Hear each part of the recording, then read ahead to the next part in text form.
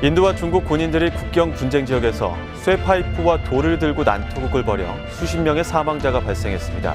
인도와 중국은 1962년 국경 문제로 전쟁까지 치렀지만 국경선을 확정하지 못해 크고 작은 충돌이 끊이질 않고 있습니다.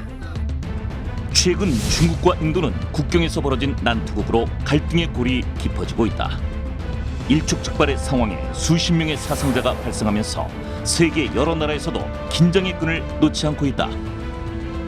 수십 년 동안 국경선을 확정하지 못하고 분쟁이 이어지고 있는 가운데 급기야 총격전까지 벌어졌다. 이번 주 뉴스멘터리 전쟁과 사람은 중국과 인도의 국경 분쟁은 어떻게 시작됐고 왜 지금까지 해결하지 못하고 있는지 알아본다. 전쟁 없는 세상을 꿈꾸기에 전쟁을 공부합니다. 뉴스멘터리 전쟁과 사람, 안녕하세요. 허준입니다. 안녕하세요. 강민지입니다. 중국과 인도 국경선을 둘러싼 분쟁이 심상치가 않습니다. 지난 6월이었죠. 돌과 못이 박힌 몽둥이를 이용한 물리적인 충돌이 있었고요. 9월 7일에는 총격전까지 벌어졌습니다.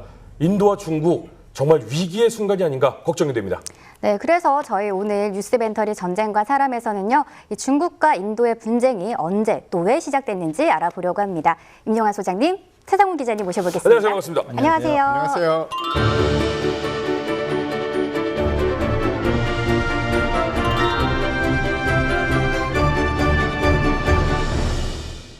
네, 중국과 인도의 국경 분쟁이 꽤 오래전부터 일어났었더라고요. 저는 사실 이번에 처음 알았는데 이 크고 작은 분쟁부터 전쟁까지 일어난 사건들이 도대체 언제부터 시작된 건가요? 이게 뭐 시작된 거는 1959년부터 시작됐다는 말도 있는데 그렇지만 싸움이 언제부터 시작될지 아무도 몰라요. 근데 이제 정말 진짜 전쟁은 1962년에 발발합니다. 이게 왜 시작됐어요? 이게 사실 사연도 복잡하고 설명도 좀 복잡해요. 근데 원래 이 인도가 독립하면서 파키스탄하고 인도가 분리되잖아요. 근데 이 또 종교도 다르고 뭐 인종도 다르고 그래서 또 1947년에 인도와 파키스탄 전쟁이 벌어집니다. 근데 여기 지도를 가만히 보시면 파키스탄 있고 인도 있고 북쪽에 부탄 있고 네팔 있고 티벳 있고 이게 인도 쪽에서도 굉장히 민감한 지역들이에요. 그런데 중국 입장에서도 이해관계가 걸린 지역이에요. 그렇죠. 그러다 보니까 이렇게 일단 관계가 복잡하고 두 강대국의 이해가 확실하게 충돌한 지역이죠. 그런데 여기가 또 지형도 복잡하고 어쩌다 보니까 국경선이 이렇게 명확하게 그어져 있질 않았대. 이거 뭐 관습적 국경이라고 그런다는데 우리 같은 사람은 좀 이해하기 힘들지만 그쪽은 땅이 넓은 나라라 너무 넓으니까. 뭐 여기는 좀 대강하자 이렇게 하는 게 있나. 거기 또 지형도 되게 그렇고 그러다가 이제 인도 파키스탄 이렇게 분쟁도 막 치열해지니까 선을 그어야 되게 된 거예요. 그러면서 이해관계가 이제 드러나기 시작한 거죠. 서로 암묵적으로 국경을 정해놓고 이거를 뭐 공식화한다거나 문서로 발표를 하진 않았던 거군요. 그게 문제죠. 되게 오래된 나라들이 국경선을 이렇게 명확하게 안 긋는 경우가 많아요. 그러다 보니까 영국이 원래 인도를 지배했기 때문에 이 문제가 심각하다 생각해서 1913년에 무슨 국제회의가 한번 열립니다. 그래서 그때 영국 외상이었던 헨리 맥마흔이 인도, 중앙, 지금은 대만이죠. 대만, 티벳 이런 대표들이 참석해서 맥마흔 라인이라는 그어요. 근데 중요한 건 중국이 참여를 안 해요. 그러니까 이게 그어봤자 인정을 안 하고 이 나라들이 아시겠지만 또 중국하고 이해관계가 또 다른 나라들이잖아요. 그러니까 이건 누가 봐도 인도하고 영국이 자기 편 들어줄 사람들을 모아놓고 그은 선이었기 때문에. 근데 하여간 뭐 당시는 큰 문제가 안 나고 그럭저럭 넘어갔고 이렇게 우리 철조망 깔고 뭐 군이 대치하고 이런 지역은 아니었는데 1951년부터 53년 사이에 인도군이 이제 맥마흔 라인 쪽으로 진격하기 시작했어요. 이게 보통의 국가들은 어느 정도 국경을 정해놓고 분쟁 좀 없애자 이러는데 여기는 뭔가 견해가 크기 때문에 자꾸 부딪히는 거겠죠? 1956년 중국은 인도의 영토 중에 중국과 국경을 마주대고 있는 악사이친 지역을 가로질러서 신장부터 티벳까지 인도에 날리지 않고 고속도로를 건설합니다. 그러니까 땅이 그 정도로 넓은 거예요. 고속도로를 양해 없이 건설을 해도 모를 정도로 큰 겁니다. 그런데 이게 그냥 고속도로가 아니라 사실은 매우 중요한 군사 이동로였습니다. 티벳을 제대로 지배하고 이 통치권을 행사하기 위해서는 군과 물자들이 원활히 이동을 해야 되잖아요. 그렇기 때문에 신장에서부터 티벳까지 한 번에 갈 수 있는 이 이동로는 굉장히 중요한 거죠. 나중에 인도가 이걸 압니다. 아니 우리 땅에 뭐가 어떻게 생겼다고? 그러면서 검은 선 뭐냐 저거? 그렇죠. 그렇게 되면서 이제 군과 경찰 병력을 파견해서 그쪽 지역을 계속 순찰을 강화하죠. 그러면서 양측이 점점 마주치는 상황이 많이 생기게 됩니다. 땅이라는 거 국경 분쟁은 두 가지 요소가 있어요. 그러니까 뭐 거기 무슨 자원을 차지해야겠다거나 뭐 우리 땅을 빼앗길 수 없다 이렇게 붙는 게 있고 전략적, 그러니까 국제 정세적인 그런 게 있어요. 가끔 보면 그런 거 있어요. 거기 아무것도 없는데 이거를 누가 가지느냐에 따라서 뭔가 국제 관계가 요동을 치는 거죠. 그렇죠. 당시 인도 수상이 네루였는데 누구 말도 안 들었다고 유명했거든. 그래서 사실 1959년 10월 21일에 총격전이 한 번 있어가지고 인도군 1명 사망, 1명 부상 뭐 이랬는데 이때는 하여간 무력 충돌까지는 안 갔어요. 말리고 그래가지고. 근데 이걸 기회로 미국이 또 인도한테 우리가 도와줄게. 그래서 이제 막 이렇게 줍니다. 이러면 중국과 인도는 서로 야 저거 내가 밀 수 있을 것 같은데 밀리면 안 되는데 눈치 싸움 하고 있는 겁니까? 그렇죠. 그래서 소규모 전투들이 1961년까지 계속 벌어지게 되죠. 티벳을 시료 지배하고 있던 중국은 1959년 달라이 라마가 인도로 망명을 해버리는 사건이 벌어지자 정말 불편한 심기를 드러냈어요. 노골적으로. 심지어 뭐라고 그랬냐면 달라이 라마가 자의적으로 간 게 아니라 티벳 반군들이 달라이 라마를 납치해서 간 것라고 발표를 합니다. 물론 자기 생각을 발표를 그렇게 한 거고요. 인도와 서쪽 국경인 이 맥마운 라인 역시 자기네들은 인정할 수 없다라고 계속 주장을 해요. 그리고 1960년 중국은 뉴델리에서 개최된 회담에서 인도 측에게 이렇게 제안을 합니다. 아루나찰 프라데시 지역을 인도한테 양보를 할 테니 대신 자기들에게 악사이 친 지역을 다오. 근데 중요도가 다르지 않아요? 거절했을 것 같은데? 중요도가 당연히 다르죠. 그러니까 이 네루 수상이 바보도 아니고 거절해버립니다. 그래서 거절을 당했지만 중국한테는 사실은 악사이 친 지역은 정말 중요하거든요. 티벳도 있고 뭐 모든 면에서 정말 거긴 노른자 땅이었습니다. 그래서 마오쩌둥은 자 그러면 회담으로 안 되니 전쟁을 준비하자. 그리고 비밀리에 전쟁 준비 명령을 내립니다.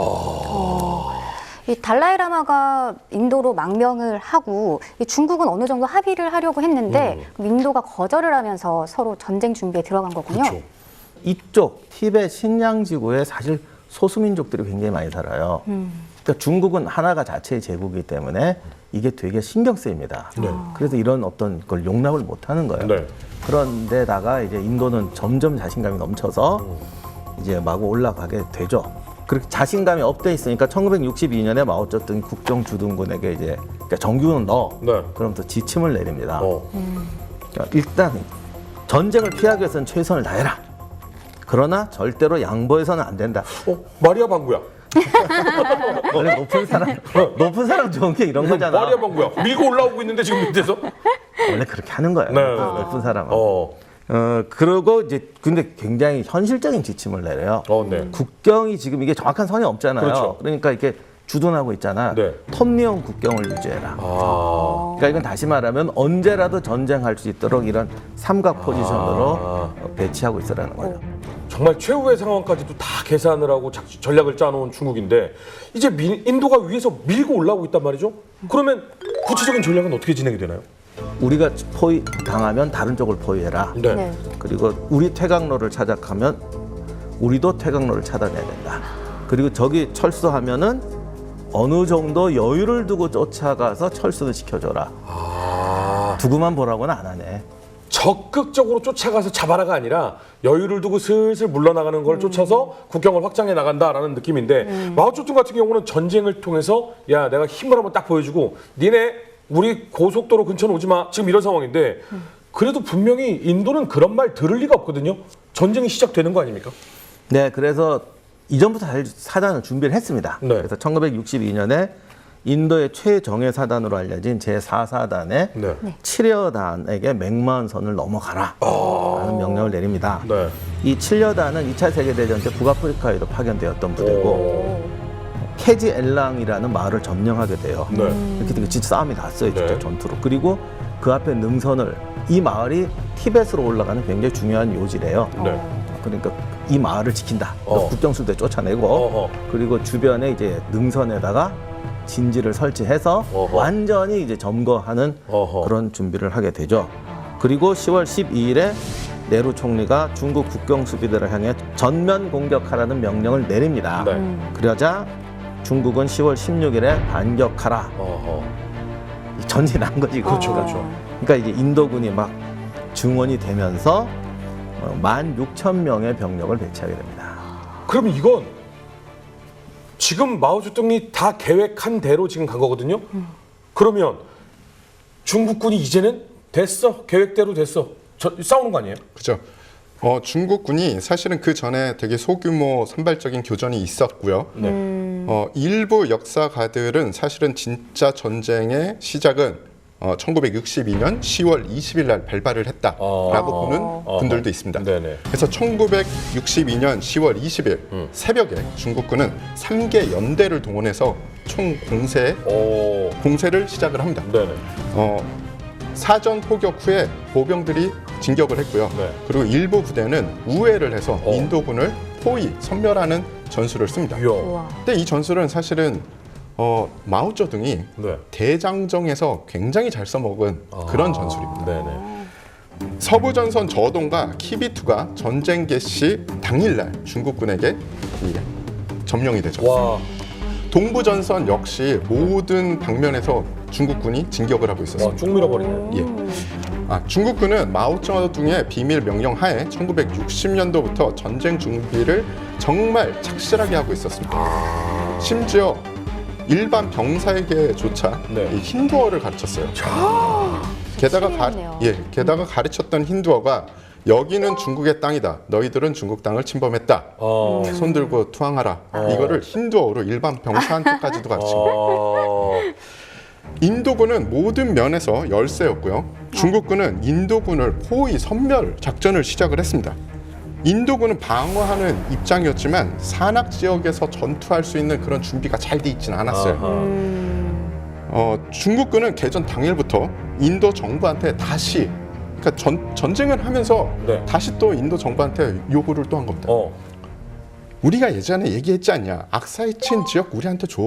그리고 우리는 아루나찰 프리데시를 니네한테 줄게. 그러면서 계속 한쪽으로는 전쟁을 하고 한쪽으로는 계속 대화로. 야. 그러니까 원하는 게 전면 전쟁이 아니었던 거죠. 노련하다. 그래서 근데 지금껏 내용을 들어보면 네루는 받아들일 리가 없는데. 전혀 안 받아들였죠. 받아들이는 대신에 거부를 하고요. 국가 위기 상황을 선포해서 이제 동원령을 내려버립니다. 그럼 인도군의 반격이 이제 시작되는 건가요? 그죠? 인도군은 약 3만 명을 보내서 반격을 시작을 합니다. 네네. 근데 중국군이 3만 명? 알았어. 20만 명을 동원합니다. 와. 7대? 21일 날 인도군은 반격을 개시를 해서 약간 부분적인 성공을 하는데요. 어허. 근데 병력 수나 준비해서 너무 밀려서 네. 중국군의 공세를 막지는 못하죠. 진짜 다급한 상황에 빠진 인도 정부가 이 소련 정부한테 이 지원 좀 해줘, 지원 좀 해줘 이렇게 된 거죠. 네네. 근데 소련이면은 그때 당시에 사실은 인도가 어느 정도 자신감을 갖게 된 이유 중에 하나가 소련군 군사고문단이 네. 이 국경선에 인도군을 이리 배치하면 괜찮을 거야. 이 정도로 다 조언까지 해준 존재거든요. 그래서 당연히 전쟁이 나서 이렇게 어려워지면 병력은 못 보내줘도 우리를 도와줄 거야 라고 생각을 했는데 소련은 이런 핑계 저런 핑계를 대면서 나는 잘 모르겠는데 이런 상황을 만들어버리는 거죠. 그렇지. 지금 미국, 영국 다 보고 있는데. 예, 이렇게 불리한 상황 속에서 인도군은 그냥 파죽제사로 확 밀렸느냐? 아닙니다. 그 7여단 같은 경우는 네. 굉장히 정해져. 그래서 7여단이 감투 정신을 발휘해서 끝까지 싸웁니다. 그러면 지금 마오쩌둥 입장에서는 네루가 협상을 빨리 해야 되는데 안 하니까 최후의 방법은 그냥 밀고 가는 거 아니에요? 그렇죠. 그래서 사실상 인도 내륙 지방으로 진격을 해버립니다. 인도 본토로. 그렇죠. 이제 여기를 넘어서 인도 내륙을 위협하게 되는 거죠. 사실은 중국이 완전히 열렸잖아요. 그쵸. 지금. 근데 서요 스스로. 뉴델리 안 가고? 그러니까 자제력을 발휘했습니다. 그리고 당시 중국 외교를 총괄했던 사람이 주은래죠. 저원라이. 네. 중국 발음이 잘 안 돼서. 저원라이. 자기가 인도 사람 군 불러다가 우리가 철수하겠다. 근데 싹 철수하겠다가 아니라 지금 우리나라처럼 비무장지대를 만들자. 우리가 한 20km 정도 빠질 테니까 니네도 이렇게 하자. 그래서 결국 맥마운 라인을 중심으로 이렇게 뭐지, 완충지대를 만들자는 얘기였어요. 그랬더니 뭐 인도도 뭐 이럴 때 들어야지 어떻게. 들어야지. 결국 완충지대가 설정이 되고 국경이 이제 새로 정립되는데 그게 오늘날까지 이어지고 있다고 해요.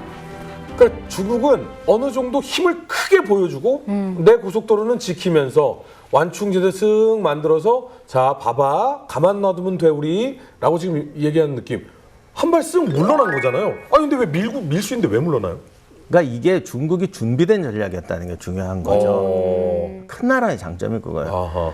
거기 들어가면 이길 때는 좋은데 이기고 이기다가 늪이 돼버린다고요. 사실 중국이 인도에 들어가도 마찬가지예요. 아하. 그리고 인도라는 나라에 정말 이렇게 밀고 들어가면 네네. 이 세계 지도가 만약에 인도하고 중국이 합쳐지면요. 네네. 지구 인구의 절반일 거예요 아마. 맞아. 한 30억 대요. 예, 이거는 절대 미국하고 소련이 가만 안 둬요. 네. 그러니까 그것도 싫었고 본인이 중국이 그리고 인도에 들어가면 늪이 된다는 거 뻔히 알고 있어요. 그때 중국도 경제 건설해야 되고 뭐 한데 네. 그야말로 늪이 돼 버릴 거예요. 그러니까 처음부터 내가 저렇게 세미하고 싸울 때는 뭐를 먹겠다라는 전략을 다 세우고 있었던 거예요. 선 넘지 말자고. 예, 거의 그런 분위기였기 때문에 중국군이 한 달 정도의 전쟁을 딱 하고 멈춰버리자 네. 뭐 인도군은 자존심은 좀 상했지만 엄청 상했지. 거기다가 대고 야야 그런데 우리가 2대 맞았는데 여기서 끝낼 수 없어. 이런 거를 할 수 있는 상황은 아니었어요. 못하죠. 전쟁이 제대로 딱 해서 야 이 라인으로 해서 끝내. 이게 아니라 전쟁 전 상황으로 돌아가 버린 거죠. 네. 근데 전쟁 전 상황이 어떤 거였냐? 양측의 국경이 확립이 안 된 그렇지. 그런 엉망인 상황이었습니다. 네네. 그게 오늘날까지 왔잖아요. 그리고 고속도로는 아직도 있고. 예. 그리고 뉴스를 보시는 분들은 아시겠지만 최근 중국이 제일 많이 하는 게 군비 확충, 네. 군대 현대화. 네. 인도가 어떻겠습니까? 분명히 얘네들이 발전하고 현대화가 되면 제일 먼저 찾아올 때가 이제 인도인데. 잠깐만 맥마운선 저기 좀 잘못 그린 것 같은데. 그때도 1962년에도 한번 문 두들긴 친구들이 네네. 더 강해져서 또 문을 안 두들긴다는 얘기가 없겠죠. 그렇죠? 그렇죠. 최근 이 중국과 인도의 충돌을 두고 그 시작부터 국경 분쟁 그리고 1962년 전쟁 이야기까지 얘기를 나눠봤습니다. 오늘 저희가 뭘 좀 배워가면 좋을까요? 네. 우리가 국방이라든가 모든 전쟁을 얘기할 때 결국 중요한 건 국제 정세예요. 네. 그러니까 우리 역사가 수없이 반복되지만 항상 전쟁을 국가와 국가 간의 문제로 보는 경우가 되게 많은데 네. 실제로는 국제관계와 국제관계 속에서 전쟁이 벌어집니다. 네. 이게 어느 쪽이 친구냐 적이냐가 아니고 항상 내가 세면 원수도 친구가 되는 거고 내가 약하면 친구도 원수가 되는 게 국제관계예요. 강한 무기도 중요하고요. 강한 친구를 옆에 두는 것도 중요하긴 합니다. 근데 가장 중요한 건요. 제 자신이 방심하지 말고 잘 준비하고 있어야 되는 거예요. 사실은 중인 전쟁이 일어나기 전에 서방 국가들이랑 이 군사 전문가들은 만약에 중국과 인도가 전쟁이 터지면 인도군이 더 유리할 것이다 라고 생각을 하고 있었어요. 예측을 했습니다. 그 이유는 인도군은 병력을 투입하기도 그리고 보급품을 그 병참선을 유지하기도 훨씬 유리했기 때문입니다.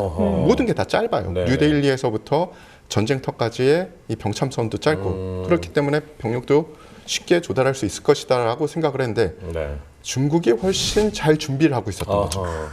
그래서 이 잘 방심하지 않고 잘 준비한 것에 대한 결과는 전쟁에서 전쟁의 결과로 잘 나타나죠. 그래서 저는 이렇게 생각합니다.